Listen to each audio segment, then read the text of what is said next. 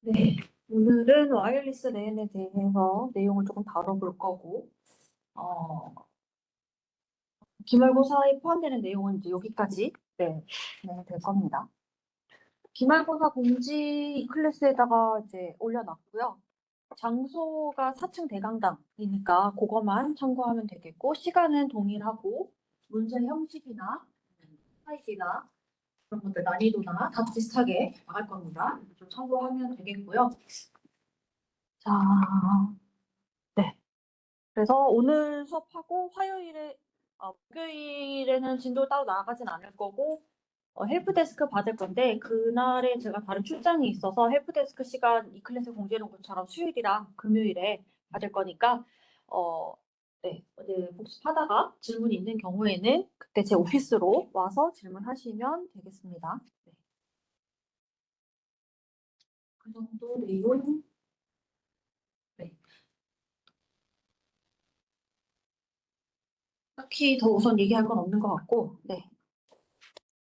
그래서 이제 내용으로 뭘 다룰 거냐면 무선 랜이라고 하는 내용을 다룰 겁니다. 그래서 와이어리스 로컬 에어리어 네트워크 줄임말이죠.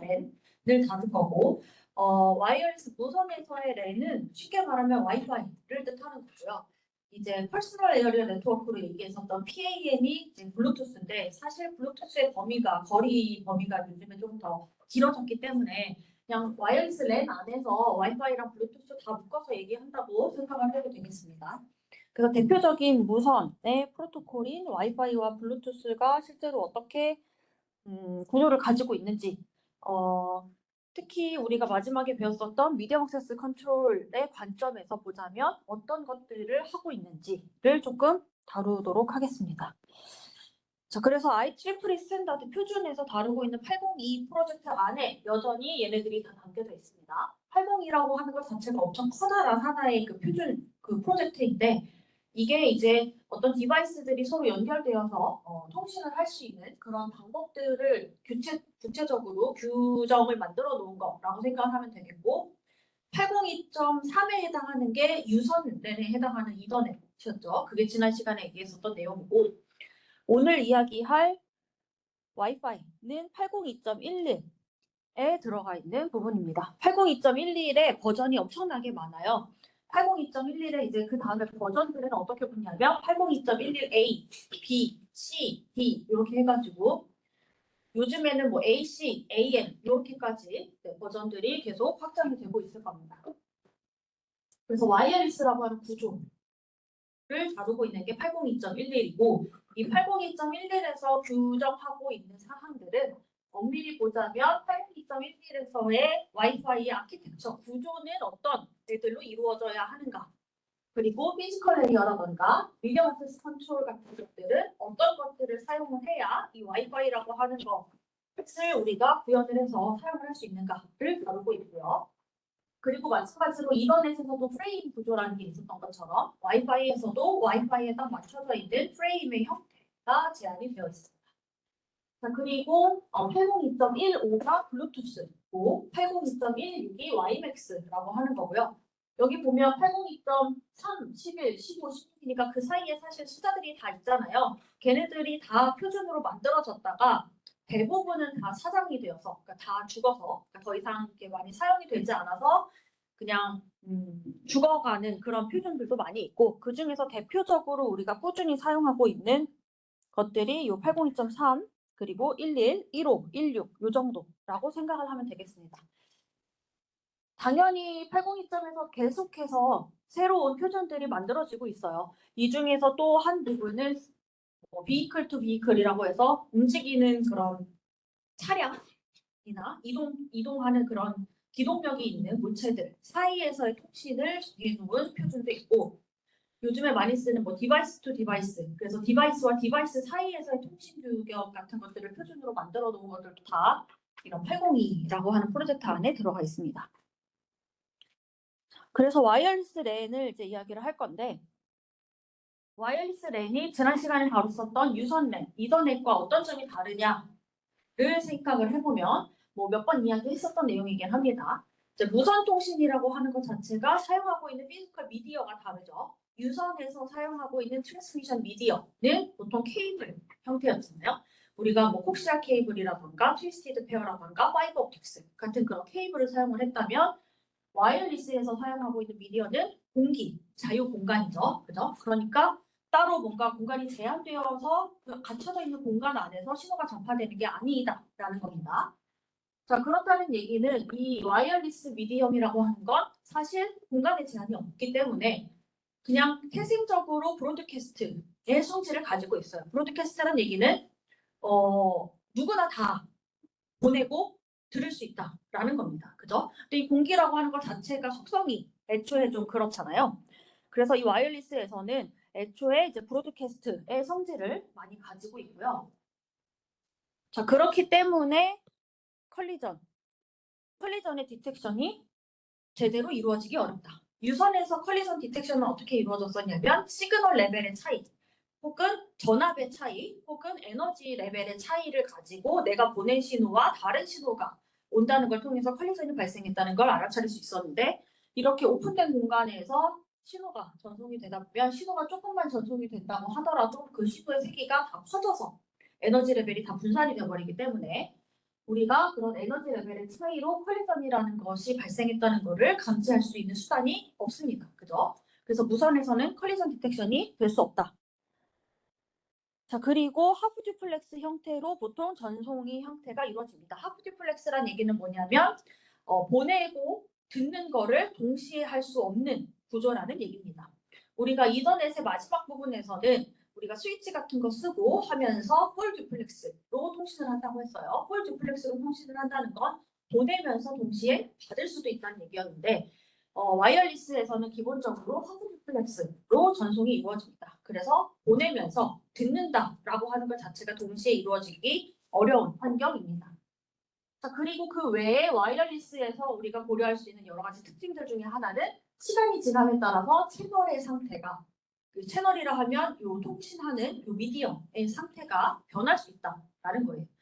공기라고 하는 것이다 보니 쉽게 말하면 갑자기 어떤 사람이 내 앞에 서 있다든지 아니면 갑자기 장애물이 등장을 했다든지 이런 거에 따라서 전파되는 성질이 달라질 수 있죠.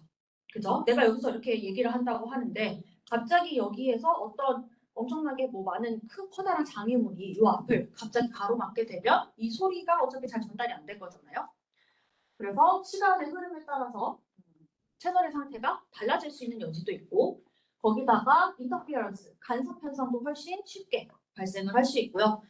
뭐 조금 더 얘기를 하자면 멀티패스 페이딩 같이 이 소리가 어떤 케이블이라고 하는 딱 닫혀져 있는 공간 하나로 이렇게 전파가 되는 게 아니라 여기저기 장애물에 부딪혀서 합쳐져서 전파가 되다 보니까 훨씬 신호가 어그러지고 혹은 뒤섞일 여지들이 많습니다. 조금 더 이제 다른 상황도 생각을 해보자면 와이어리스 네트워크의 구성원으로 참여를 하는 여러 가지 디바이스, 스테이션 혹은 노드라고 하는 주체들이 좀 다양하게 변할 수 있죠. 우리가 생각을 해보면 이 무선 네트워크를 사용하는 건 주로 언제냐면 간단하게 우리가 인터넷을 사용하기 위해서 주로 사용을 하잖아요. 자, 그러다 보면 대부분의 스테이션들이 이동성을 가지는 경우들도 많고 또 항상 일정한 위치에 고정되어서 억세스를 하는 게 아니라 그때그때 억세스 패턴이라는 게 다양하게 바뀔 수도 있어요. 자, 그러다 보니 다양한 노드들이 들어오고 나가는 게 굉장히 유동적으로 변하는 경우들도 많습니다. 자, 그런 경우에 사실 케이블을 설치를 해서 네트워크를 구성하기보다 무선으로 구성을 하는 게 더 적절하다라고 보는 게 맞겠죠. 자, 그래서 여러 가지 측면에서 와이어리스 랜이라고 하는 건 와이어드에 비해서 조금 챌린징한, 그러니까 도전적이고 조금 까다로운 측면들이 많이 있습니다. 자, 802.11이라고 하는 표준에서 제시하고 있는 구조, 아키텍처를 조금 얘기를 할 건데요. 이거는 그냥 이렇게 표준이 만들어서 디파인해서 그냥 모두가 다 동의해서 이거를 받아들여서 사용을 하는 겁니다. 자, 그럼 이 와이파이 네트워크라고 하는 거의 구성 요소에는 뭐가 있냐면 첫 번째 스테이션이라고 부르는 것들이 있습니다. 자, 스테이션은 다르게 얘기하면 디바이스, 뭐 노드 같은 것들이라고 생각하면 됩니다. 자, 그래서 이 무선 인터페이스를 가지고 있는 디바이스, 우리로 따지자면 뭐 태블릿, 핸드폰, 뭐 이런 스마트워치 같은 것도 될 수 있을 거고 노트북 그런 것들 다 와이어리스 무선으로 연결할 수 있는 인터페이스를 가진 디바이스들이 되겠죠. 그래서 그런 것들이 스테이션이 될 거고 BSS라고 부르는 건 베이직 서비스 셋이라고 부르는 거고요. 이 BSS는 뭐냐면 여러 개의 스테이션들의 집합이고 다만 얘네들이 같은 와이어리스 채널을 공유하고 있고 그리고 같은 맥 프로토콜을 사용하기로 합의되어 있는 애들의 한 집합을 우리가 보통 BSS라고 얘기를 합니다. 이거는 다른 말로는 그냥 하나의 와이파이 셀이라고도 보통 표현을 해요. 무선망이나 혹은 이동통신망, 셀룰러망에서는 보통 셀이라는 표현을 많이 하는데 뭔가 같은 채널을 공유하고 있고 이 채널을 사용하는 규칙을 서로 한 규칙을 같이 사용하고 있는 그 집합을 보통 뭐라고 얘기하냐면 그 공간을 보통 셀이라고 얘기를 합니다. 그래서 BSS는 쉽게 말하면 그냥 하나의 와이파이 셀을 말하는 거예요. 그래서 여기 보면 이런 게 하나의 셀, BSS라고 생각을 하면 되겠습니다. 자, 그리고 이 BSS를 구성하고 있는 건 기본적으로 스테이션들이 구성이 되어 있는데 스테이션 말고 보통 하나 더 들어가 있는 게 AP입니다. AP는 많이들 들어본 용어죠. AP라고 하는 건 액세스 포인트를 얘기를 하는 거고 쉽게 생각해 보면 와이파이 공유기 같은 겁니다. 자, 공유기의 역할이 뭐예요? 여기 붙어 있는 단말들의 무선 접속을 와이어드, 유선, 백본망으로 연결을 해주는 게 보통 AP입니다. 그래서 무선으로 연결되어 있는 디바이스들을 와이어드, 백본 쪽으로 연결을 시켜주는 그 장치가 AP, 공유기라고 생각을 하면 되겠고 여기에 있는 이 초록 색깔, 얘가 AP입니다. 그 다음에 ESS라고 부르는 건 Extended Service Set인데 얘는 여러 개의 BSS가 하나로 합쳐져 있는 거, 연결되어 있는 거를 ESS라고 얘기를 하고요. 그럼 이렇게 여러 개의 셀들이 있는 거잖아요. 이런 셀들에 있는 각각의 공유기들이 서로 하나의 유선에 묶여서 같이 관리가 되는 거라고 생각을 하면 되겠고 이렇게 유선으로 연결되어 있는 이거를 이제 보통 디스트리뷰션 시스템, 분산 시스템이라고 얘기를 합니다. 이렇게 진한 선으로 되어 있는 거는 다 유선이라고 생각을 하시면 돼요. 그래서 AP라고 하는 거의 역할이 요 셀 구간 안에 있는 다양한 무선 기기들의 접속을 유선으로 연결을 해주는 용도고 보통 우리가 한 캠퍼스나 혹은 한 빌딩, 한 회사 안에서는 이렇게 유선망을 깔아놓고 그 유선망에서 그 선을 하나씩 뽑아가지고 AP에 연결을 해서 관리를 하겠죠. 그리고 여기 있는 이런 분산 시스템이 또 다른 뭐 서버나 혹은 또 다른 백본의 다른 ISP로 연결될 수 있도록 커넥터 역할을 하는 게이트웨이 쪽으로 연결이 되어서 이제 백본망을 타고 이렇게 인터넷을 쓸 수 있게 연결이 되는 겁니다.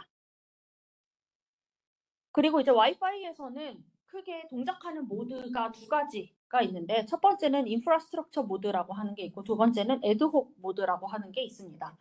이런 거 나중에 와이파이가 관심이 있으면 와이파이 공유기나 이런 세팅 같은 거 잘 뜯어보면 사실 이런 사항들이 있습니다.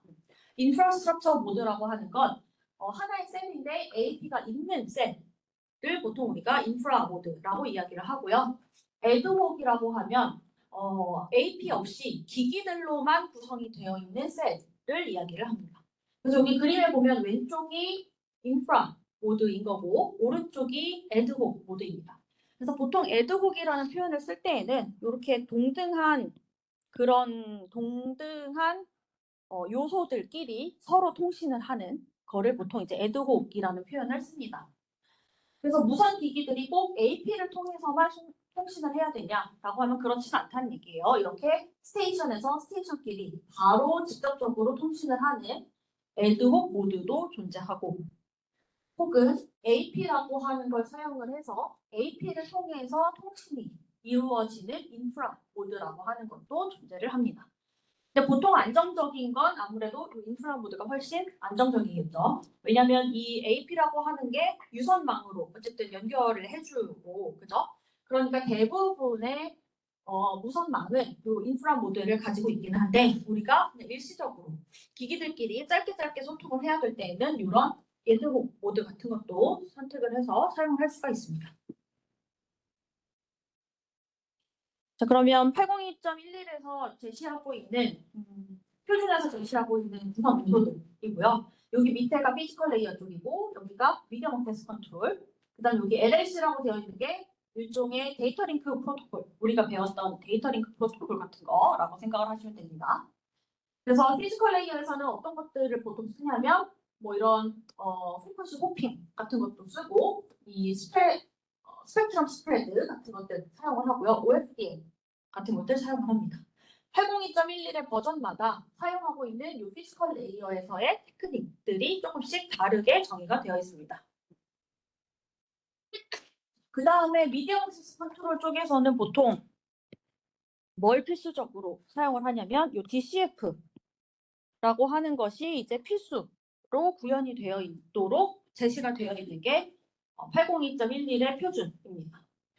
DCF는 Distributed Coordination Function이라고 하는 건데 coordination의 의미는 뭐냐면 조율하는 거잖아요. 그죠? 이 coordination의 이 의미가 그냥 미디엄 액세스 컨트롤과 같은 겁니다.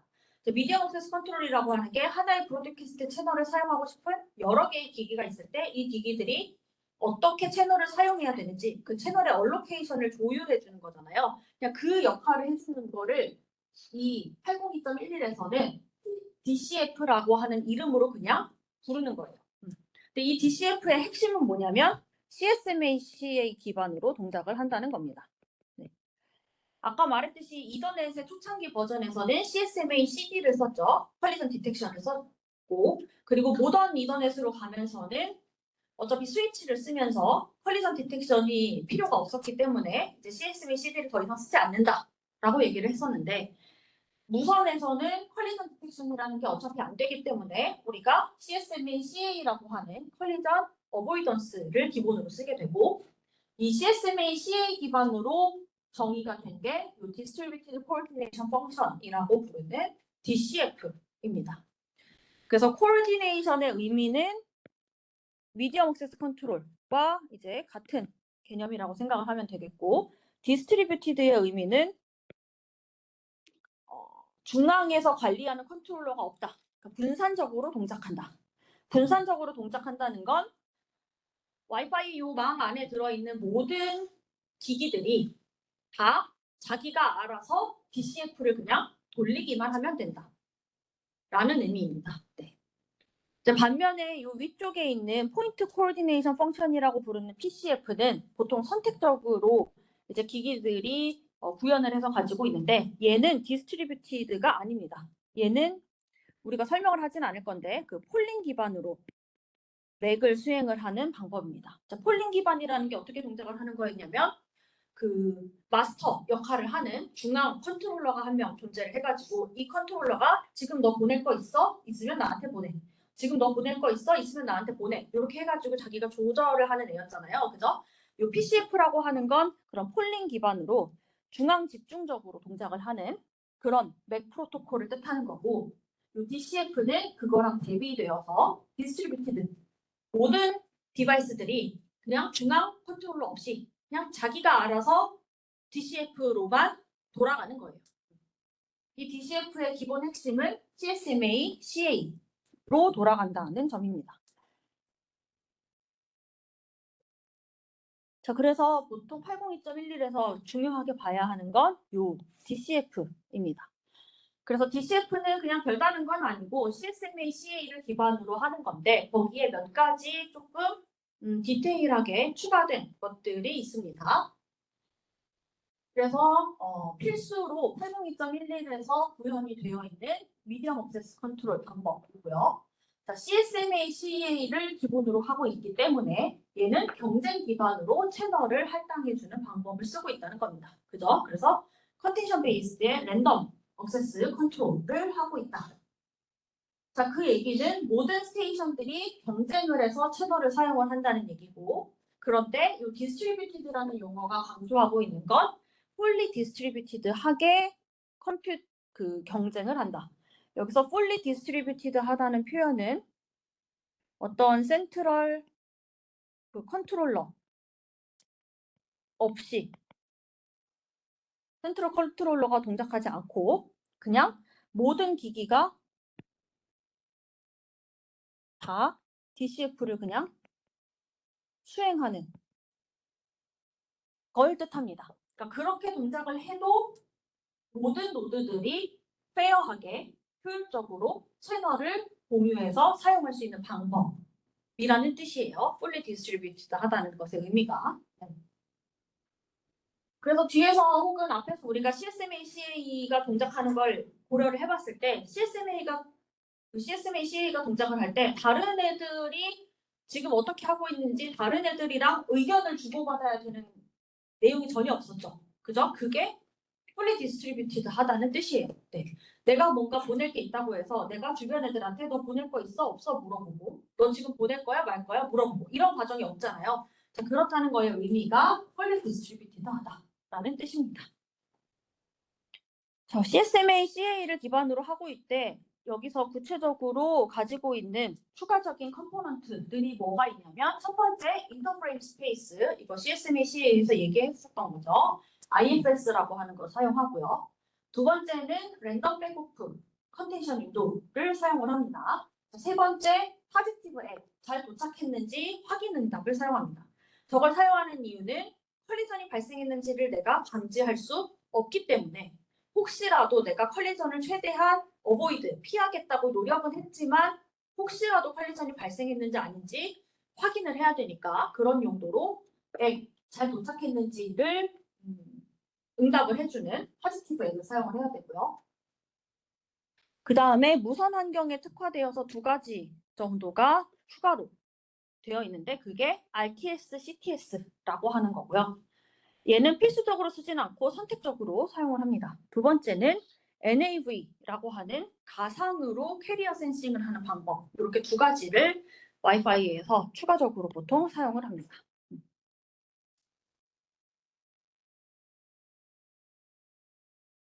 자, CSMA, CA가 어떻게 동작했는지를 간단하게 다시 좀 리마인드를 해보면 우선 캐리어 센스니까 채널이 사용 중인지를 감지를 하는 거죠. 내가 보낼 게 있다고 하더라도 보내기 전에 채널을 누가 사용 중인지 계속해서 확인을 하는 겁니다. 그죠? 자, 그러다가 채널이 비어 있다고 생각되었을 때 바로 보내는 게 아니라 왜냐하면 우리는 최대한 컬리전을 피하고 싶잖아요. 그죠? 최대한 컬리전을 미리 예방하고 싶으니까 채널이 비어 있다고 하더라도 IFS라고 하는 시간 동안 기다렸다가 보내는 거예요. 지금 채널이 비어 있다고 할지라도 조금 더 기다렸다가 완전히 비어 있다는 걸 내가 조금 더 확신할 수 있을 때 보내겠다의 개념입니다. 자, 그리고 나서 모든 애들이 갑자기 동시에 보내면 충돌이 또 생길 여지가 있으니까 모든 스테이션들이 서로 랜덤한 숫자를 하나 골라서 컨텐션 윈도우 경쟁하면서 서로 눈치 보는 시간을 가졌다가 그 시간이 끝나면 보냅니다.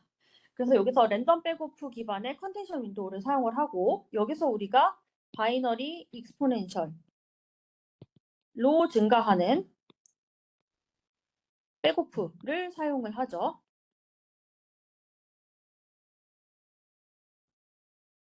그래서 랜덤한 숫자를 하나 고른 다음에 그 숫자를 하나하나 줄여가면서 기다리는 거예요. 그죠? 근데 하나하나 줄여가면서 계속해서 채널이 비어있는지 확인을 합니다. 그래서 채널이 비어있을 때에는 얘를 하나하나 줄이는 거고 뒤에서 다시 소개를 하겠지만 내가 하나하나 줄여가다가 채널이 이미 사용 중이다. 그러면 백오프 잠깐 멈추고 기다립니다. 네. 그래서 채널이 비어있는 시간 동안에 이 백오프 타이머를 하나하나 줄여가면서 좀 한 발 물러나서 기다렸다가 걔가 다 끝나면 걔가 다 끝났을 때 여전히 채널이 비어있다. 그러면 그때 프레임을 보내는 겁니다. 네. 프레임을 보내놓고 타이머 켜놓고 기다리고 있고 리시버는 그걸 잘 받았으면 반드시 포지티브 액을 보내줘야 됩니다. 그래서 만약에 타이머가 끝나기 전에 액이 오지 않는다라는 얘기는 내가 이렇게 조심을 해서 보냈지만 어디선가 문제가 생겨서 잘 가지 못했다. 즉 컬리전이 아마 발생했을 것이다 라고 판단을 할 거고 자 그때는 재전송을 하겠죠. 네. 근데 재전송을 해서 어차피 채널을 감지하고 또 일정 시간 백오프를 돌리는 거잖아요. 이렇게 충돌이 생겼다라고 감지가 되면 여기서 내가 선택하는 이 백오프의 범위를 익스포넨셜로 늘려주게 되겠죠. 그게 여기서 말하는 백오프를 늘린다라는 개념입니다. 왜 백오프를 늘리냐면 충돌이 발생했다라고 판단이 된다면 채널을 사용하고 있는 애가 여전히 많다라는 걸 뜻하는 거니까 내가 채널을 보낼 때 조금 더 신중해야지라는 뜻이에요. 그래서 재전송을 할 때 백오프 해야 되는 그 구간을 2배씩 늘려가면서 동작을 합니다. 자, 이게 기본적인 CSMA/CA입니다. 자, 그러면 이제 여기에서 우리가 DCF, 802.11 DCF에서는 이게 구체적으로 어떤 세부 사항들을 가지는지를 이야기를 할 건데 첫 번째는 IFS라고 하는 인터프레임 스페이스만큼을 기다렸다가 보낸다고 했잖아요. 근데 지난 시간에 얘기를 하긴 했었지만 이 IFS 종류를 크게 3가지 정도로 구분을 해서 얘기를 합니다. 이거는 기다려야 되는 일종의 시간이에요. 그러니까 시간을 얼마나 짧게 혹은 길게 가져갈 것인지를 3가지 종류로 구분을 한다는 겁니다. 첫 번째는 SIFS, 짧은 버전. 두 번째는 Distributed IFS라고 해서 그냥 얘가 그냥 디폴트라고 생각을 하면 되겠고 세 번째는 PCF용으로 만들어 놓은 IFS입니다. 아까 이 PCF는 뭐였냐면 그 폴링 베이스로 동작을 하는 애가 있었잖아요. 거기서 사용하는 IFS라고 생각을 하면 됩니다. 그러니까 핵심은 그냥 크게 보자면 S랑 D 이렇게 2가지인데 짧은 IFS를 주는 거랑 D 좀 더 긴 버전을 주는 거 이 2개의 차이예요. 그러니까 내가 보내야 되는 프레임의 종류가 만약에 액이라던가 뒤에서 소개할 CTS 같은 일종의 컨트롤에 해당하는 프레임들이다. 그럴 때에는 대기하는 시간을 짧게 준다는 거예요. 그러니까 액이라고 하는 건 쟤한테 빨리 동작을 빨리 가야 그러니까 내가 이걸 잘 받았다는 걸 쟤한테 빨리 알려줘야 제가 그 다음 작업을 할 수 있잖아요. 그죠? 그러니까 그런 컨트롤 목적은 어차피 가볍고 이 컨트롤 목적으로 상대방한테 빨리빨리 알려줘야 되니까 이런 컨트롤 목적의 프레임들은 우선순위를 높여주는 겁니다. 왜냐하면 대기하는 시간을 짧게 준다는 얘기는 얘가 이 시간이 끝나자마자 바로 백오프를 돌려서 그 백오프가 끝나면 바로 채널에 들어갈 거잖아요. 그러니까 이 IFS 시간이 짧을수록 내가 채널에 들어갈 수 있는 확률이 커지는 거죠. 그러니까 이런 컨트롤 목적의 프레임에다가는 대기하는 시간을 짧게 줘서 이 프레임이 빨리 채널에 들어갈 수 있도록 해주는 겁니다. 그래서 우선순위를 높여주는 효과가 있는 거고요. 그 다음에 데이터 프레임인 경우에는 그냥 보통 그냥 이거보다는 조금 더 긴 시간을 둡니다. 데이터 프레임이라고 하는 건 어쨌든 최대한 확실하게 전달이 돼야 되니까 최대한 보수적으로 좀 길게 기다렸다가 정말로 채널을 아무도 사용하고 있지 않다고 판단이 될 때 컬리전의 확률이 최대한 낮을 때 보내주는 개념으로 이렇게 IFS를 사용을 합니다. 그래서 내가 보낼 게 있을 때 백오프를 0으로 맞춰놓은 상태에서 채널이 비어있는지 쭉 감지를 하다가 만약에 채널이 비어있는 것을 확인을 하고 그 다음에 DIFS 혹은 SIFS만큼의 시간을 기다리겠죠. 그리고 그 시간이 끝나면 이 RTS, CTS 우선 넘어가고 그리고 나서 일정 백오프 시간만큼 기다렸다가 그 다음에 샌드 프레임을 하는 형태로 동작을 합니다.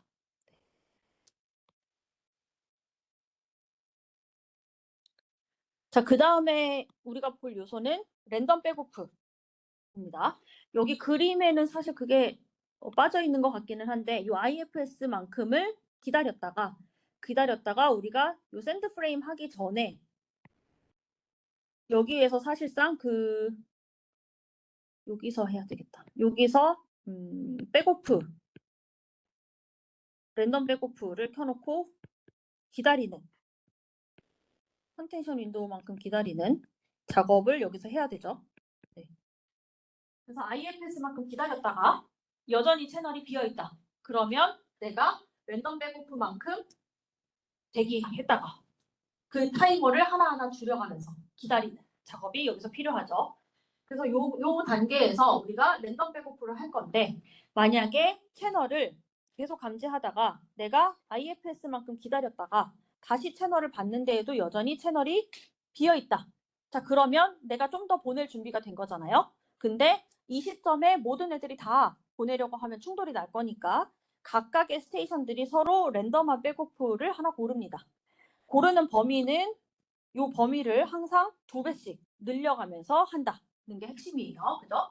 그래서 어떤 컨텐츠 윈도우라고 하는 값 사이에서부터 랜덤한 값을 하나 고를 거고 그 숫자를 하나씩 줄여가면서 기다리는 거예요. 그죠? 내가 여기서 예를 들어서 뭐 15라고 하는 숫자를 골랐다. 그러면 15만큼 카운트를 하나씩 세는 겁니다. 그래서 하나씩 그 카운터를 쭉쭉쭉쭉 줄여갑니다. 근데 만약에 채널이 사용 중이다. 그러면 그거 잠깐 멈춰놓고 기다리는 거예요. 네.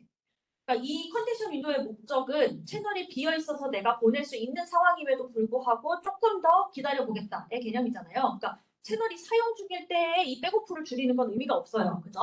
그러니까 만약에 내가 이 랜덤 백오프 동안 기다리는데 그 사이에 누가 채널을 채갔어. 그러면 잠깐 멈추고 기다리는 거예요. 그런데 채널이 다시 비어 있다. 그럼 그때 이 백오프 타임을 하나씩 줄이는 겁니다. 그렇게 하나씩 줄이면서 만약에 백오프 타이머가 0에 도달을 했다. 내가 충분히 기다릴 만큼 기다렸는데 여전히 채널이 계속 비어 있다. 그러면 그때 데이터를 보내는 겁니다. 네. 지금 RTS랑 CTS는 우리가 안 배웠으니까 여기 사이 부분은 그냥 없다고 치고 생각을 하시면 돼요. 그래서 DIFS만큼 기다렸다가 백오프 하나 골라서 하나씩 줄여가고 그 줄였을 때까지 채널이 비어있다. 그러면 그때 프레임을 보내는 거예요. 그죠? 자, 그러면 내가 랜덤 백오프를 고르는 요 구간은 어떻게 정하냐? 그걸 정할 때 바이너리로 익스포넨셜하게 늘리겠다가 바이너리 익스포넨셜 백오프죠. 컬리전이 한번 발생했다고 느껴질 때마다, 즉 타이머를 켜놨는데 액이 오지 않을 때마다 반드시 컨텐션 윈도우의 사이즈를 2배씩 늘립니다.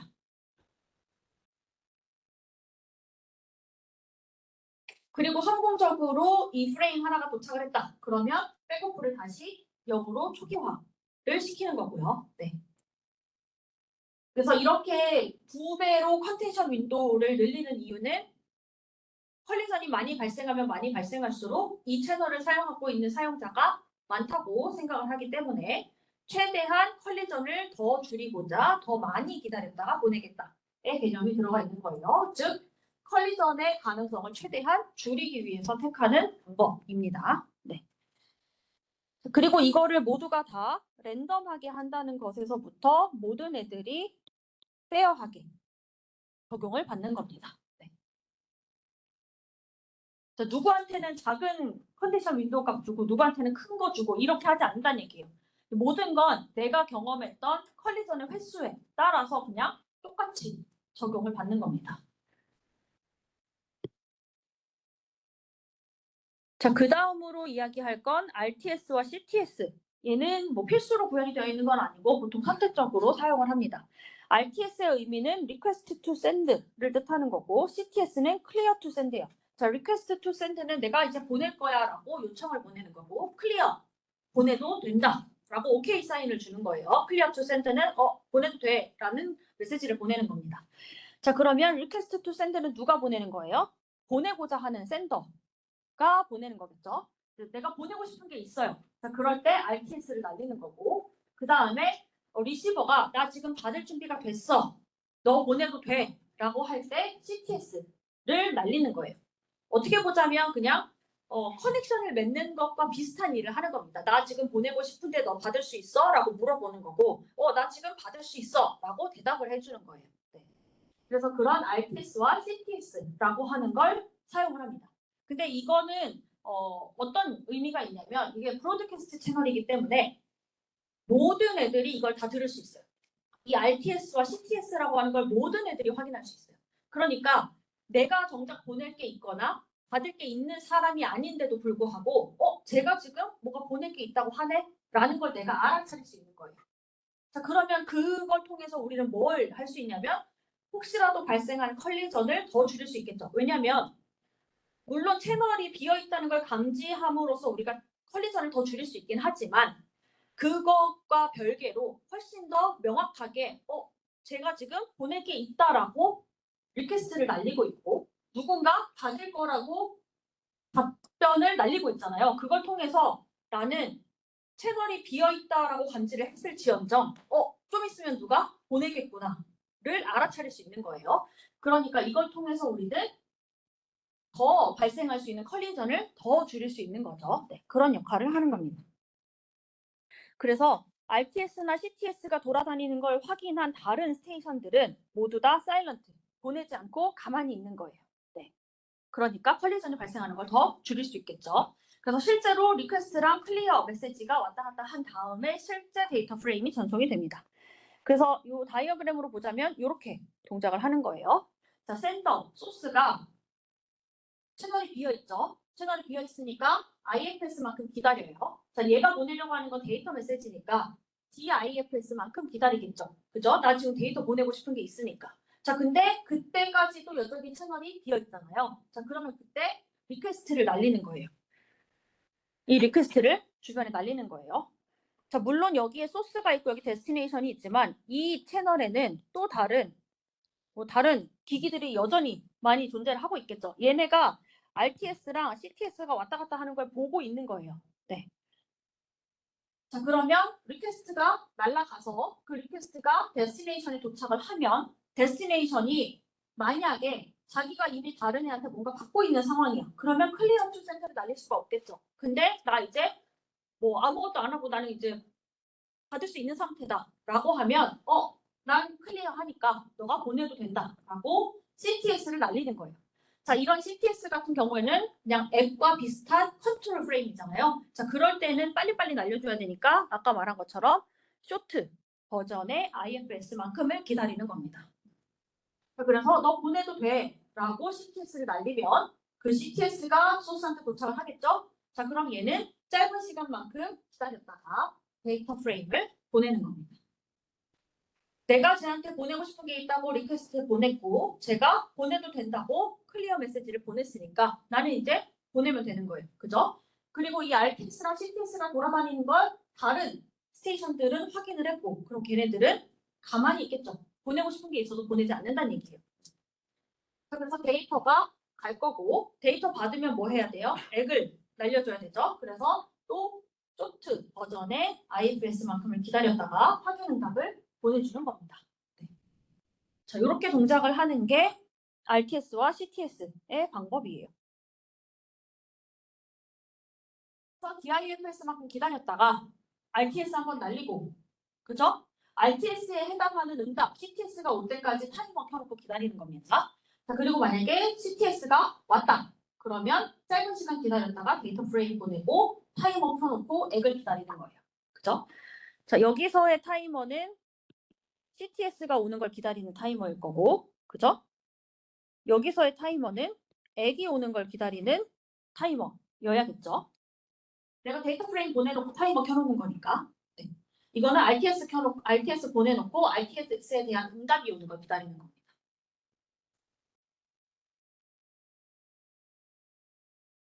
자, 뭐가 됐든 타이머를 켜놨는데 CTS가 안 왔든 액이 안 왔든 내가 보낸 거에 대한 응답이 제대로 오지 않았다는 거잖아요. 자, 그거는 컬리전이 발생했을 수 있다는 걸 뜻하죠. 자, 그러면 타이머가 끝날 때까지 뭐든 오지 않았다. 그러면 우리는 뭘 해야 돼요? 컬리전이 발생을 한 것 같다. 라고 생각을 할 거고. 자, 그럼 컬리전 발생하면 뭐 해야 돼요? 나는 앞으로 더 길게 기다려야 되겠죠. 자, 그러니까 백오프의 구간을 늘립니다. 2배로 늘리죠. 그게 바이너리 익스포넨셜 백오프죠. 자, 그게 만약에 최대 횟수보다 더 넘어갔다. 그러면 전송 안 할 거고. 만약에 뭐 아직 최대 백오프 구간까지는 가지 않았다. 그러면 그만큼 랜덤하게 기다렸다가 시도를 하는 형태로 가는 겁니다.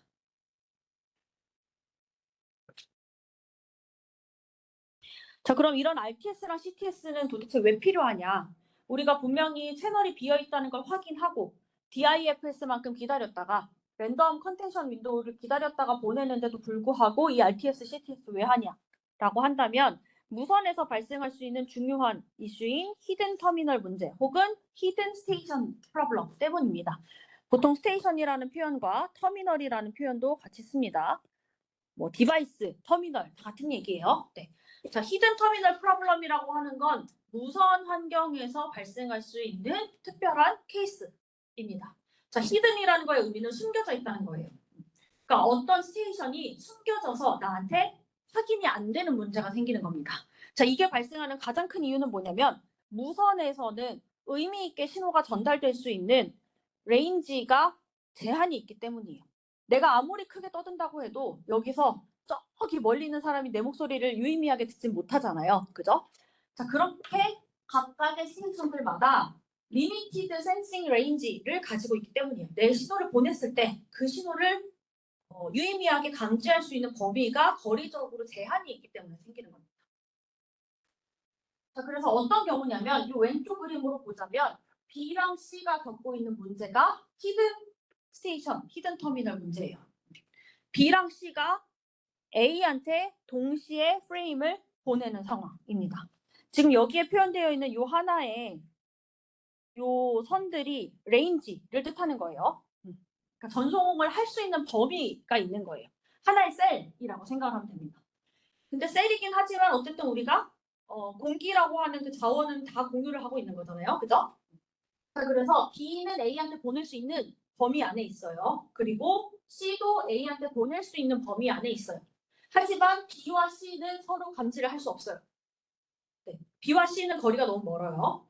자, 그때 무슨 문제가 발생을 하냐면 B는 지금 자기가 A한테 보낼 수 있는 상태라고 생각을 할 거고 C도 A한테 보낼 수 있는 상태라고 생각을 하는 거예요. 지금 아무도 이 안에서는 다른 애들 아무것도 안 하고 있기 때문에 자 그러면 B랑 C는 서로 동시에 A한테 보내게 되겠죠. 그죠? 자 그러면 B에서 A한테 갈 때까지 문제가 없어요.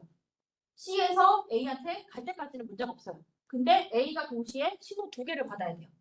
자 그러면 요 교집합 안에 들어오는 순간 A 쪽에서 뭐가 생겨요? 컬리전이 생기겠죠. 그게 히든 터미널 문제예요.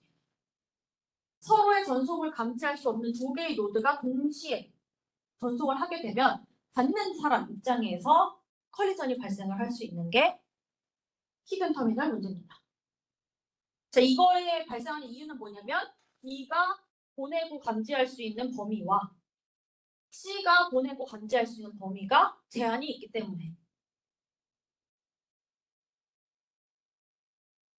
그래서 분명 만약에 C가 이 B가 감지할 수 있는 범위 안에 있었다면 C가 보내기 시작한 순간 B가 채널이 사용 중이라는 걸 감지할 수 있잖아요. 그러면 B는 A한테 보내지 않을 거라고요. 근데 감지가 안 되는 범위에 있는 거예요. 그래서 C가 보내고 있는 걸 나는 아무리 해도 채널이 사용 중이라는 걸 내가 캐리어 센싱을 할 수가 없는 거예요.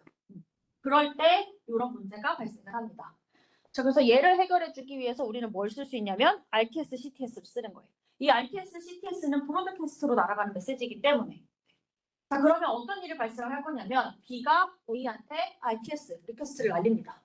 자, 그때 A가 아직 나는 누구한테도 받겠다라고 하는 얘기를 하지 않은 상태예요. 자, 그러면 나는 받을 수 있는 준비가 됐잖아요. 그럼 A가 클리어 투 센터를 보냅니다. B가 A한테 보냈던 RTS는 당연히 C한테는 가지 않아요. 그죠? 왜냐면 범위가 바깥에 있으니까. 하지만 A가 클리어 투 센터를 보낼 때 A의 클리어 투 센터는 양방향으로 가죠. 왜냐면 A는 여기에도 속해 있고 여기에도 속해 있으니까 A가 클리어 투 샌드를 그냥 사방팔방에다 다 뿌리는 거잖아요. 자 그러면 A가 지금 클리어 투 샌드를 보낸 것을 C가 듣게 돼요. 그죠? 자 그럼 C는 뭐라고 생각하겠어요? A가 클리어 투 샌드를 보냈다는 얘기는 제가 조만간 뭘 받으려고 하겠구나 라고 생각을 할 거잖아요. 그러면 C는 보내지 않겠죠. 네. 그래서 이걸 통해서 누가 A한테 보내고 있는지는 모르겠지만 C가 A가 지금 뭔가 받고 있다라는 거는 알아차릴 수 있게 되는 거예요. 그게 히든 터미널 문제를 해결하기 위해서 RTS, CTS를 사용을 하는 겁니다. 애초에 왔다 갔다 하는 프레임의 양이 많지 않거나 그죠? 아니면 스테이션의 개수가 많지 않을 때에는 굳이 RTS, CTS를 쓸 필요가 없어요.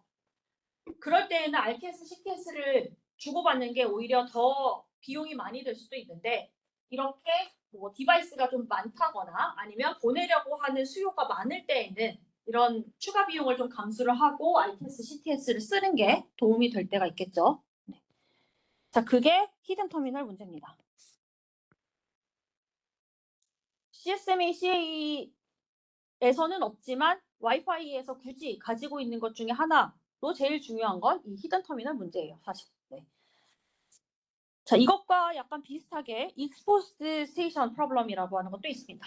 얘는 반대죠. 히든은 제가 숨겨져 있어서 내가 보지 못해서 생기는 문제인데 exposed는 쓸데없이 노출이 되어서 생기는 문제예요. 네. 자, 얘는 뭘 뜻하는 거냐면 A가 왼쪽 그림으로 보자면 A가 B한테 프레임을 보내는 순간 A가 B한테 프레임을 보내는 순간 C도 자기가 D한테 보낼 게 있는데 그걸 못 보내고 기다리는 가 이제 이 경우에 해당합니다. 왜냐하면 A, C, B가 이 한 레인지 안에 있고 B랑 A랑 C가 한 레인지 안에 있는 거예요. 네. 자, 이런 상태일 때 C가 A가 B한테 보낸다는 걸 알잖아요. 그러니까 자기는 그냥 이쪽에다 보내는 건 사실 해도 되는데 여기 같은 셀 안에 묶여 있다 보니까 A가 B한테 보내고 있다는 걸 얘가 알고 있어서 그냥 보내지 못하고 대기를 하는 거예요. 그래서 불필요하게 굳이 전송을 포기를 해서 쓸데없이 채널을 못 쓰는 거. 그게 exposed 터미널 문제입니다. 그러니까 여기서 C가 보내지 못하는 이유는 A, C, B가 다 같은 셀 안에 있으니까 사실 C가 누구한테 보내느냐에 따라서 보낼 수 있을 때도 있고 만약에 C가 보내려고 하는 게 A한테 보내는 거라면 충돌이 생길 거잖아요. 그죠? 그러니까 왜냐면 A는 보내고 받는 걸 동시에 할 수 없으니까. 네, 이게 보내고 받는 걸 동시에 못하는 세팅이기 때문에 네, 그런 거예요. 그래서 뭐 굳이 이거를 우리가 똑똑하게 해결을 하자면 C가 보내려고 하는 애가 겹치냐 안 겹치냐를 뭐 판단을 해가지고 할 수는 있겠지만 최대한 프로토콜은 단순하게 가져가는 거거든요. 그러니까 그냥 C는 보내지 못하게끔 하는 게 그냥 기본 규칙이에요. 그냥 가장 최대한 심플하게. 혹시라도 발생할 컬리전을 최대한 막기 위해서. 자, 그러면 C가 막상 D한테 보내려고 할 때에는 보낼 수 있는 상황인데도 불구하고 쓸데없이 기다리느라 보내지 못하는 상황이 생기기도 합니다. 자, 이것도 무선에서 생길 수 있는 상황이에요. 그래서 RTS, CTS를 쓰기는 하지만 RTS, CTS가 이 익스포스드에서는 크게 도움이 되지는 않습니다. 네. RTS, CTS를 쓴다고 하면 A가 나 보낼 거 있어 라고 RTS를 듣는 순간 얘는 안 보내고 가만히 기다리게 되는 거죠. 네. 그리고 B가 나 받을 수 있어. 그러면 A가 데이터를 보낼 거잖아요. 그죠? 그럼 A가 보내는 데이터가 이 C까지 브로드캐스트니까 이렇게 전달이 될 거잖아요. 그죠? 그러니까 이 C는 D한테 보내고 싶기는 하지만 보내지는 못하는 그런 문제가 생깁니다. 네. 그래서 히든과 익스포스드라고 하는 문제가 생기고요. 그 다음에 802.11에서 가지고 있는 또 다른 옵션은 이 네트워크 얼로케이션 벡터라고 하는 NAV를 쓰는 겁니다. 자, 이 NAV는 뭐냐면 캐리어 센싱을 하는 또 다른 방법이에요. CSMA를 쓰는 거니까 기본적으로 캐리어 센싱을 하잖아요. 근데 우리가 사용을 하는 캐리어 센싱은 진짜로 물리적으로 이 채널에 지금 돌아다니고 있는 신호가 있는지를 감지를 하는 거예요. 그죠? 그게 피지컬 캐리어 센싱이라고 우리가 부르는 건데 NAV는 버추얼하게 캐리어 센싱을 하는 겁니다. 이거를 어떻게 할 거냐면 프레임 안에 어떤 항목이 들어있을 거냐면 내가 얼마만큼 채널을 쓰고 싶은지에 대한 시간이 RTS랑 CTS를 보낼 때 그 시간을 같이 명시를 해서 보내는 거예요. 그러니까 RTS, CTS의 목적이 뭐냐면 나 이제 보내고 싶은 게 있어. 나 이제 받을 수 있어. 라고 주변 애들한테 그냥 다 알려주는 거잖아요. 근데 거기다가 뭘 같이 포함을 시키냐면 내가 앞으로 얼마만큼의 시간 동안 보내고 받을 거야. 라고 하는 정보를 거기다 같이 실어서 보내는 거예요. 자, 그러면 그 당사자들이 아닌 다른 기기들이 그게 어차피 브로드캐스트니까 보잖아요. 그걸 보고 그 시간을 확인을 하는 거예요. 그리고 그 시간만큼 타이머를 켜놓고 채널을 그냥 채널이 바쁘다. 그 시간 동안은 채널이 바쁘구나라고 생각을 하고 그냥 기다리는 겁니다. 네. 그게 여기서 말하는 NAV, 버추얼 캐리어 센싱이 하는 일입니다. 아까 RTS랑 CTS를 들으면 다른 애들이 채널에 접근 안 하고 가만히 기다린다고 했잖아요. 그거를 실제로 어떻게 하는 거냐면 이 NAV를 써서 하는 거예요. 네.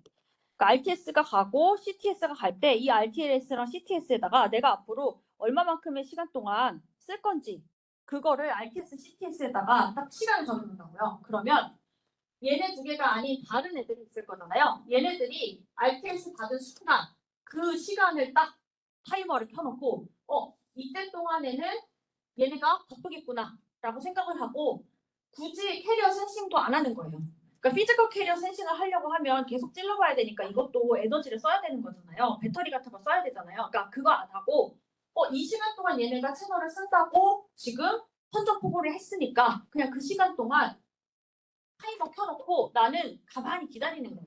네. 원래는 채널이 비어있는지를 계속해서 체크를 했어야 되잖아요. 근데 그거 안 하고 그 에너지 아껴서 그냥 가만히 기다리겠다는 겁니다. 그게 NAV입니다.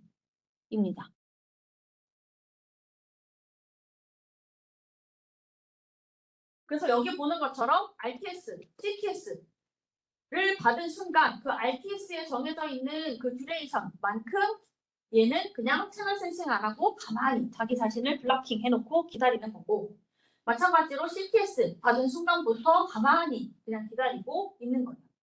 여기 지금 상황이 어떻게 되어 있냐면 D는 B가 보내는 것까지는 들을 수 있고 하지만 A가 보내는 건 못 듣는 상황이어서 A가 이 RTS를 날렸는데 이 RTS는 지금 B랑 C한테까지만 간 거예요. 네, 그죠? 그래서 C는 RTS 받은 순간 이렇게 NAV 타이머 켜놓고 가만히 기다리는 거고 근데 D는 RTS는 못 들었단 말이에요. 근데 B가 보낸 CTS는 들었어요. 왜냐면 이거는 D한테도 갔거든요. 네. 지금 상황이 거리상. 네. 그래서 이 CTS를 D가 들은 순간 얘도 타이머 켜놓고 기다리는 겁니다. 그래야 히든 터미널 문제가 발생 안 하겠죠. 네. 이 CTS를 D가 듣지 못했으면 D가 B한테 뭔가를 보내려고 할 수도 있잖아요. 그러면 A도 B한테 보내고 D도 B한테 보내니까 충돌이 나는 거죠. 네. 그런 문제를 해결해 주기 위해서 이렇게 동작을 하는 겁니다. 그래서 RTS, CTS 보내는 걸 다른 애들이 듣고 채널을 쓰지 않는다라고 했는데 그걸 어떻게 하냐? 그냥 구체적으로 RTS, CTS에다가 나 요만큼 쓸 거야 라고 시간을 딱 정해두면 그 시간만큼은 그냥 채널을 건드리지 않는다는 얘기예요. 네. 그래서 이 시간이라고 하는 건 보통 내가 보내려고 하는 데이터 사이즈 같은 거에 의해서 정해지는 거겠죠. 네.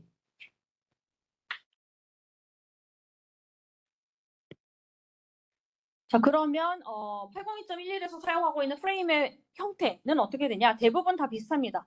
자, 프레임의 몸통, 얘는 패킷이 들어가는 그 몸통 페이로드 바디일 거고, 그죠? 그 다음에 이 FC라고 하는 게 프레임 컨트롤의 목적으로 앞부분에다가 이제 넣어두는 헤더 같은 건데, 이 헤더는 어떤 것들로 구성이 되어 있냐면, 뭐 다양한 여러 가지 항목들이 있는데, 조금 잘 봐야 할 것은 이 타입이라고 하는 게 내가 보내려고 하는 게 데이터 프레임인지 아니면 액이나 CTS 같은 컨트롤 프레임인지 이런 것들을 표시를 해놓은 거고요. 그 다음에 to DS랑 from DS라고 하는 게 있는데 이거는 아까 무선의 특성상 우리가 AP를 통해서 유선 디스트리뷰티드 시스템으로 연결되어서 전송을 해야 될 때도 있잖아요. 그거를 표시를 해놓은 겁니다. 그 뒤에서 다시 설명을 할 거고요. 그 다음에 여러 가지 뭐 플래그나 리트랜스미션에 관한 것인지 이런 것들을 표시하는 항목들이 여기 컨트롤에 해당하는 헤더 부분에 들어가 있고 그 다음 이 D가 아마 듀레이션일 거예요. 네, 그 길이 같은 것들을 지정을 해놓은 걸 거고 그 다음에 조금 잘 봐야 할 게 여기 어드레스가 4개 들어갑니다. 4종류의 주소 체계가 들어가요. 이더넷에서는 보내는 사람, 받는 사람 2개만 들어갔잖아요. 근데 와이파이에서는 주소가 최대 4개까지 들어갑니다. 자, 왜 4개까지 들어가는지 이 DS랑 묶어서 뒤에서 설명할 겁니다. 그 다음에 이 FCS는 뒤에다 적어놨는지 모르겠지만 그 체크섬 같은 거예요. 네, 그래서 내가 보낸 거에 대한 에러 디텍션 하기 위해서 체크섬의 요소를 뒤에다가 붙여놓은 겁니다.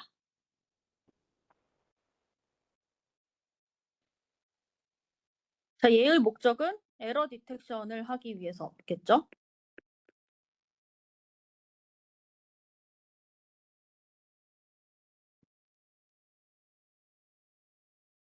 자, 그럼 이 컨트롤 프레임 안에 어떤 것들이 들어갈 수 있냐면 이 타입이랑 서브 타입 같은 것들이 들어갈 수 있고 이게 01이다. 그러면 컨트롤 프레임이다. 라는 걸 인지해 주는 거예요. 자, 저게 있어야 내가 IFS를 얼마큼 기다려야 되고 얼마큼 내가 기다렸다가 보내야 되는지 이런 거를 결정할 거 아니에요. 그죠? 그러니까 그 항목이 들어가 있는 거고요.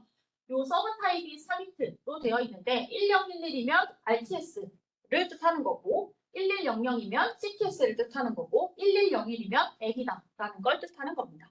그래서 컨트롤 프레임이라는 거를 이렇게 종류를 구별을 해서 알려주는 거고요. 네. RTS나 CTS 같은 경우에는 여기 듀레이션에다가 내가 얼마 동안 쓸 건지 그 시간에 대한 정보를 여기 2바이트짜리 듀레이션에다가 넣어주겠죠. 네.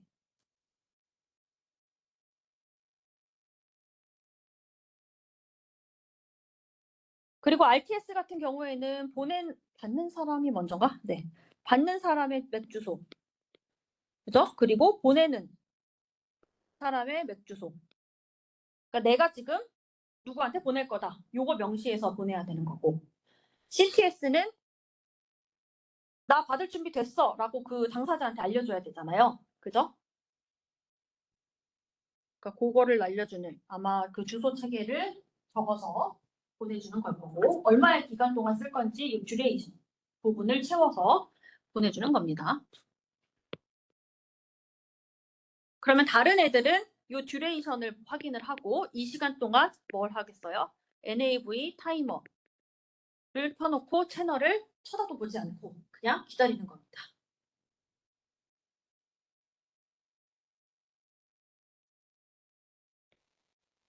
자, 그 다음에 주소 체계가 있는데 주소를 최대 4가지 종류의 주소를 씁니다. 여기 주소에 들어가는 건 다 6바이트짜리 맥 어드레스 그대로 씁니다. 이더넷에서 썼던 그 맥 어드레스 그대로 사용을 하는 거예요. 자, 근데 이더넷에서는 소스와 데스티네이션의 주소만 적으면 됐었잖아요. 근데 이제는 최대 4개의 주소를 적습니다.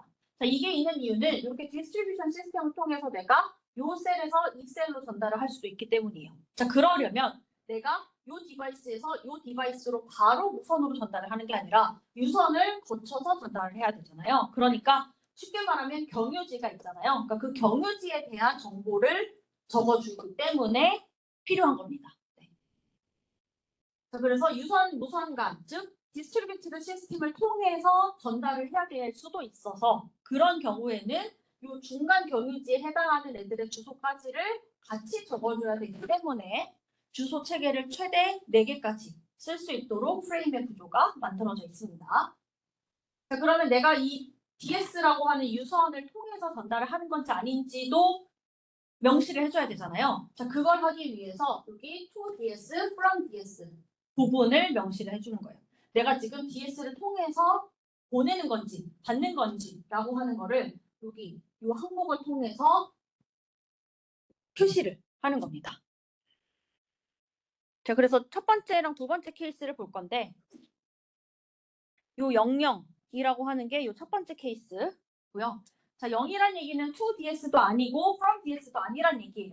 즉, DS를 거치지 않고 전달되는 프레임이다라는 걸 명시를 하는 겁니다. 그래서 DS로 to 보내는 것도 아니고 DS에서부터 온 프레임도 아니란 얘기예요. 그죠? 자, 그래서 첫 번째 케이스는 그냥 같은 셀 DSS 안에서 프레임이 전달이 되는 거예요. 그죠? 자, 그럼 이 상황인 거죠. A에서 B로 뭔가 보내는 겁니다.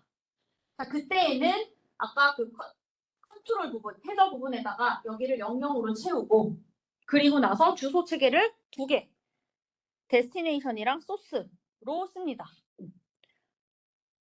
그래서 받는 사람 B, 보내는 사람 A. 물론 여기에 지금 BA라고 표현을 해놨지만 실제로 여기에 들어가야 되는 건 맥 주소가 들어가야 되겠죠?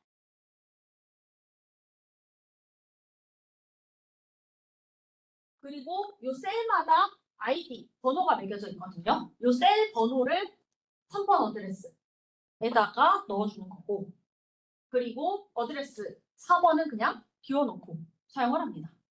자, 이게 첫 번째 케이스. 두 번째 케이스는 to DS는 0이고 from DS가 1일 때. DS로 보내는 프레임은 아니고 DS에서부터 받는 프레임. DS를 통해서 받는다는 얘기는 AP를 거쳐서 받는다는 얘기예요. 즉, 이 프레임은 AP로부터 이 셀 안에 있는 어떤 스테이션한테 가는 프레임이다 라는 뜻이에요. 그래서 DS로부터 들어오고 있는 프레임, 즉 AP를 거쳐서 들어오고 있는 프레임이라는 뜻이고요. 자, 이때는 받는 사람은 요 스테이션이 되겠죠. 데스티네이션. 그다음 보내는 사람은 누구예요? AP 주소. 그러니까 맥 어드레스라고 하는 건 기기마다 물리적으로 할당되어 있는 주소라 그랬잖아요. 그죠? 그리고 이 맥 주소는 노드 투 노드로 전달되는 거를 관리하기 위해서잖아요. 물론 이거를 보낸 PT, 이걸 보낸 스테이션이 여기 어딘가 있겠지. 그죠? 요 A 어딘가 보냈을 거 아니에요. 근데 실제 링크는 A랑 AP 사이에 있고 AP랑 B 사이에 있는 거잖아요. 그죠? 그러니까 이 프레임을 우리가 레이어 2 단에서 관리를 할 때에는 A가 B한테 보낸 걸로 보면 안 된다고요. 실제로 물리적인 링크가 있는 건 AP랑 B니까. 그죠? 그러니까 이 프레임은 AP가 B한테 보낸 걸로 만들어져야 돼요. 그죠? 그러니까 보내는 사람은 AP의 맥 주소, 그리고 받는 B의 스테이션의 주소. 그래서 실제로 받는 사람, 리시버, 그리고 요 링크 상에서 보내는 사람이 AP. 그죠? 근데 실제로 보낸 애가 누군지를 여기 3번 어드레스에다가 넣어놓는 겁니다. 그래서 A가 보낸 거를 요 AP가 받아다가 B한테 주고 있는 거예요. 그죠? A가 보낸 걸 요 AP가 받아다가 요 AP가 B한테 주고 있는 상황인 겁니다. 자, 케이스 3번, 4번도 비슷해요. 자, 케이스 3번은 toDS만 1이죠. 즉, AP가 DS로 올려보내는 거예요. 그죠? 자, 이번에는 A가 B한테 보내고 싶어요. 근데 같은 셀이 아니에요. 그래서 나는 직접 보낼 수가 없어요. 그럼 나는 AP를 통해서 보내야 되죠. 그러니까 첫 번째로 내가 보내야 되는 도착지는 AP로 보내야 되는 거예요. 그죠? 그래서 AP한테 A가 보내는 건데 얘가 실제로 전달돼야 되는 파이널 데스티네이션은 B인 거예요. 그죠? 그래서 이 정보를 AP에서 받는 겁니다. 자, 그 다음에 마지막 케이스는 AP끼리 주고받아야 되는 경우. 이 AP 여러 개가 묶여 있을 수 있잖아요. 그죠? 그러니까 요 A가 AP 1번을 통해서 보낸 걸 AP 2번이 받아서 B한테 줘야 되는 경우가 생길 수 있죠. 자, 그러면 AP 1과 AP 2 사이에서 유선으로 동작을 해야 되잖아요. 자, 요 때는 케이스 4, 두 개 4, 1인 거고요. DS에서 DS로 왔다 갔다 하는 거. 그래서 보내는 사람 AP 1번, 받는 사람 AP 2번. 근데 실제로 보내는 사람 A, 실제로 받는 사람 B. 이렇게 적어서 보내는 겁니다. 그래서 이더넷에서는 우리가 주소를 두 가지, 보내는 사람, 받는 사람으로만 작성을 했으면 되는데 무선이다 보니 셀이 여러 개 나뉘어져 있고 그 사이를 AP가 연결을 해줄 수도 있기 때문에 우리가 경유를 해서 가야 되는 경우에는 이렇게 최대 4개의 맥 주소를 사용을 할 수 있다. 자, 그런 이유로 여기 프레임의 구조를 보면 어드레스가 하나, 둘, 셋, 4개가 설정이 되어 있는 겁니다.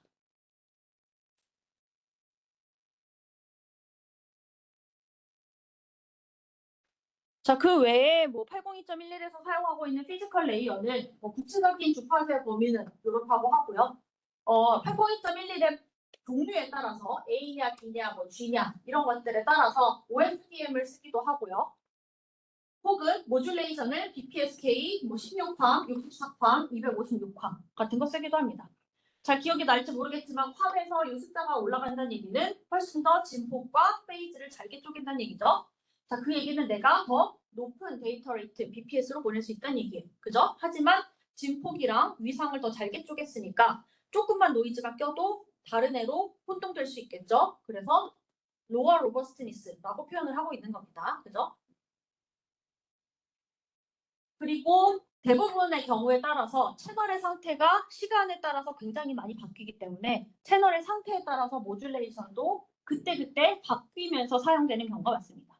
그러니까 채널이 지금 안정적이에요. 그러면 조금 더 높은 퀄을 쓸 거고, 채널이 지금 불안정해. 갑자기 노이즈가 막 많이 오는 것 같은 채널이다. 그러면 높은 퀄 써봤자 다른 걸로 섞여서 제대로 전달이 안 될 가능성이 높잖아요. 그럴 때에는 모듈레이션을 좀 단순하게 가져가는 거죠. 그래서 실제로는 어댑티브하게 모듈레이션을 막 바꿔가면서 다이나믹하게 쓰는 경우들이 많습니다.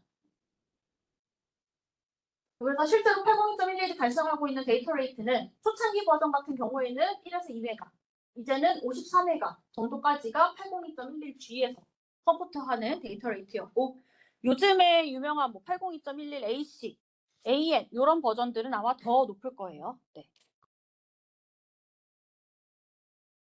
그 정도까지가 와이파이고요. 블루투스는 그냥 간단하게 구조만 설명을 할 겁니다. 블루투스는 케이블을 없애고 저전력으로 가까이 근거리에 있는 디바이스들끼리 소통을 할 수 있게 하자. 쉽게 말하면 페어링 하는 거죠. 블루투스 페어링 하는 거예요. 그걸 위해서 만들어진 거고, 그래서 높은 BPS를 제공을 하지는 않지만 안정적이고 짧은 거리에서 빠르게 연결을 맺고 동작할 수 있게 합니다. 얘는 AP 같은 게 없죠.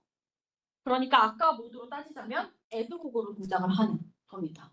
아까 인프라 모드 같은 경우에는 AP라고 하는 게 존재를 해서 내가 뭔가 정보를 보낼 때 AP를 통해서 보내고 AP가 전달해주고 이런 모드였는데, 페어링이라고 하는 건 디바이스와 디바이스가 직접적으로 연결하잖아요. 대표적인 애드곡 유저죠. 네.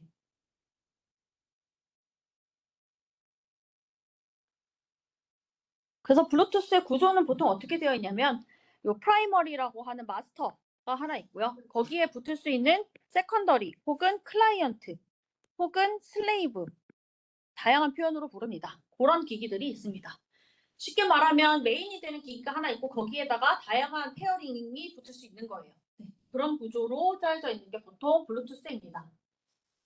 그래서 이제 기본적인 구조는 하나의 마스터 기기에 최대 7개의 부가적인 슬레이브 디바이스들이 붙을 수 있습니다.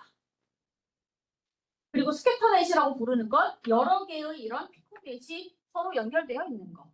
그러니까 어떤 애가 붙는 역할을 하면서도 동시에 프라이머리 역할을 하기도 하면서 이제 블루투스로 이렇게 여러 개가 이렇게 연결되어 있는 그런 경우들을 뜻합니다. 저 마스터가 하는 거는 쉽게 말하면 뭐냐면, 블루투스는 프리퀀시 호핑 스펙트럼 스프레드를 쓰거든요. FHSS가 뭐였냐면 우리가 주파수 대역을 막 랜덤하게 점프를 막 해가면서 보안에 좀 더 강하게, 그리고 대역폭을 더 넓게 쓰게 하는 기술이었잖아요. 그걸 주로 쓰는데 어떤 채널로 왔다 갔다 호핑, 점핑을 할 것인가를 결정하는 게 이 마스터가 하는 일이에요. 네. 그래서 블루투스는 어떻게 동작을 하냐면 프리퀀시 호핑을 사용을 합니다. 그래서 79개의 자잘자잘한 채널들을 계속 점핑을 하면서 서로 신호를 주고받아요.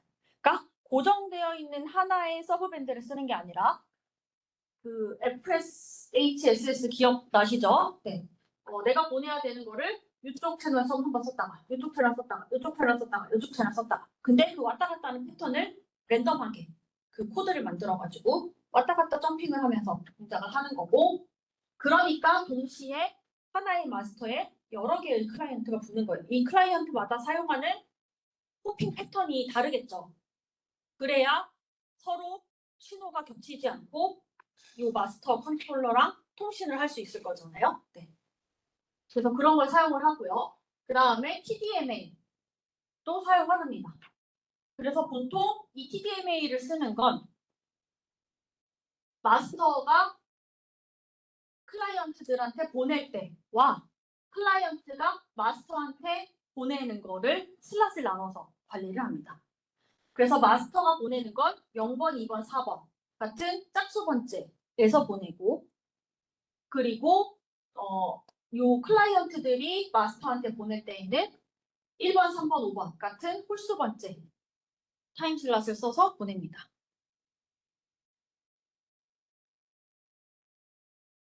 네.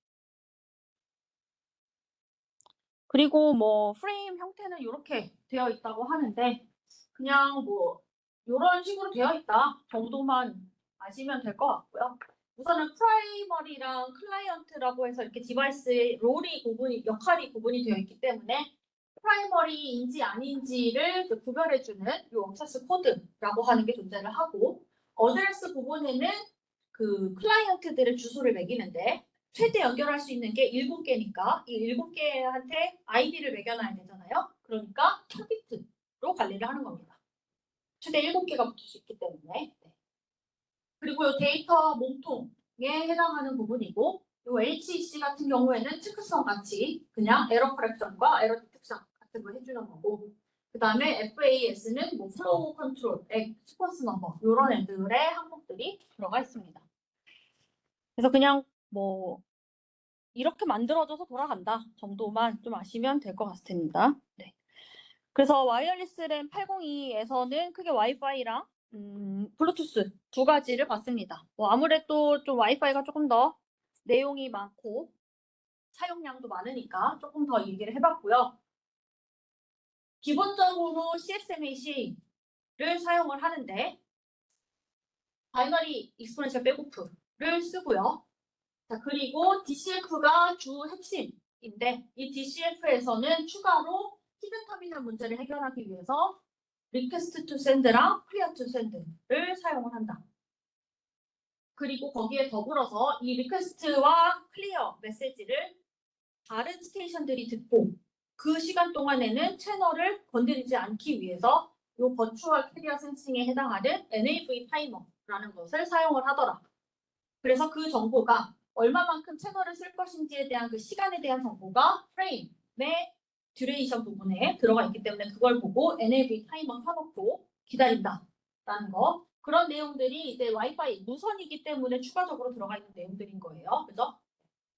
그리고 컬리전이 발생하는 걸 감지하고 대처할 수 있는 방법이 없기 때문에 파지티브 액이라는 것도 사용을 합니다. 좀 더 근거리, 훨씬 더 짧은 거리에서 동작하기 위해서 만들어진 블루투스는 프리퀀시 호핑을 쓰면서 대역폭을 막 여러 군데를 점핑 해가면서 쓰고 대신에 프라이머리와 클라이언트라고 하는 그 역할이 구분이 되어 있기 때문에 동시에 타임으로 디비전 하는 것도 씁니다.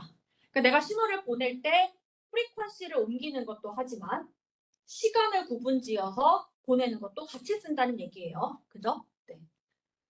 그래서 그런 두 가지 얘기를 같이 했습니다. 이 정도까지가 이제 레이어 2에서 보통 소개하는 굵직굵직한 내용들이라고 보시면 되겠고요. 뭐 블루투스 같은 것들은 좀 짧게 얘기를 하긴 했는데 앞에서 배웠었던 뭐 피지컬 레이어랑 그다음에 레이어 맥 컨트롤 레이어에 대한 내용들이 실제로 표준에 어떻게 들어가 있는지 정도 다뤘습니다. 이 정도 조금 잘 복습을 하시면 좋을 것 같고 네. 기말고사는 중간고사랑 거의 비슷하게 나갈 거고 비슷하게 트루 폴스랑 뭐 단답형, 객관식, 주관식 약간의 계산하는 거 뭐 그런 것들 다 섞여서 들어갈 겁니다. 그리고 코딩 문제가 아마 하나 나갔을 텐데 아직 문제를 안 내봐서 모르겠지만 뭐 간단한 손코딩이 나갈 수도 있습니다. 그거의 확인 목적은 이 코딩 과제를 본인이 한번 제대로 쳐다보고 타이핑을 해봤는가 정도는 확인할 수 있는 그런 정도의 문제가 하나 나갈 수도 있다. 정도 조금 보시면 되겠습니다. 그래서 잘 복습하시고 오피스 아워 헬프데스크는 내일이랑 금요일에 할 테니까 그 시간에 제 오피스 오시면 되고 만약에 없으면 메일 보내던가 잠깐 기다리시면 되고요. 그 시간 말고 오고 싶다 그러면 미리 저한테 메일 보내세요. 아시겠죠? 그럼 잘 준비해가지고 토요일에 보겠습니다. 질문 있으면 남아서 하고 가세요. 네.